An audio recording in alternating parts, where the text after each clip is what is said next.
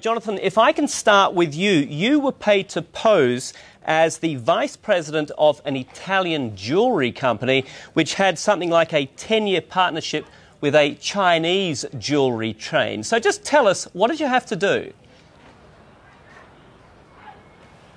The owner of the company was remodeling all of his stores. He said he had 70 stores all around China, jewelry stores, and he was opening after remodeling his headquarters store in his hometown, and he was having a big grand opening ceremony with the local press there and the mayor of the town there, and I was pretended to be the vice president of the Italian company who'd come over to congratulate him for this occasion. So I stood in front of the store on a podium with all of the townspeople there and the mayor, and I made a speech congratulating him on 10 years of wonderful cooperation.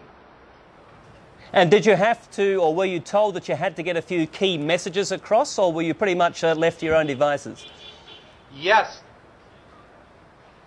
Yes, that's right, Andrew. They gave me a speech that I had to memorize, and it was sort of a standard speech. I've given similar type speeches before. I did 10 years business here in China, so I've done similar kinds of things for real, and so it was kind of natural for me to just do it as pretending to be somebody else.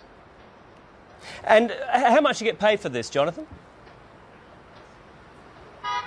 I think I was paid 2,000 yuan, which was about maybe $300. And did they make it quite clear to you that the main reason for your job there was to be a white guy? Yes, indeed. In fact, the whole point of his creating this phony Italian partner, which I didn't realize at the time, I thought it was legitimate, but the reason why he created this Italian partner was to make his jewelry seem more authentic in the eyes of the Chinese. Okay, let's turn to Valera now. You're a 26-year-old student there in Beijing from Israel, Valera. You got involved in an oil conference in one of the cities. Just tell us about that.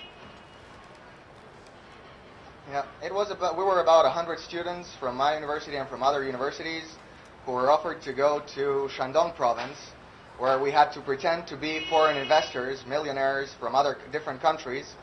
We were given business cards.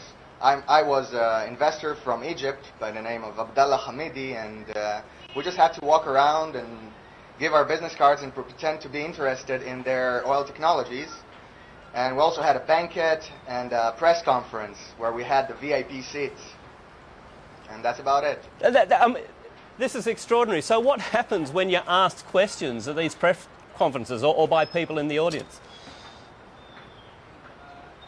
Well, in the press conference, we weren't asked any questions. It was them giving speeches about how their technologies are world known and how that we should invest for them. And we were videotaped and shown on Chinese TV. And we weren't asked any questions. But then with the government, when we had the banquets, we were supposed to pretend that we don't speak Chinese. So we didn't need to talk much. Okay, so yes, just look pretty and not say anything. Gentlemen, I'm going to throw this question out to both of you. Does it worry you a little bit that you sort of have to stand up there and be paid to lie? Well, for me, since I thought it was semi-legitimate, I thought I was standing in for somebody who, because of time commitments, wasn't able to participate. It didn't bother me, but as I found out and became more suspicious of the company, I decided not to do it again, and I have not done it since. I had no idea what we were doing. We were sent there, and after we found out that it was them trying to con themselves, well, I don't mind what they do to themselves. It's basically the government people trying to con the government people. Yeah, well, wheels within wheels. I guess the other thing, exactly. I guess by the mere fact that you are talking to CNN now and going public, if you like, with this, means you're not expecting to get too many other jobs. Yeah, no, that's enough. Once was enough for me. Same here.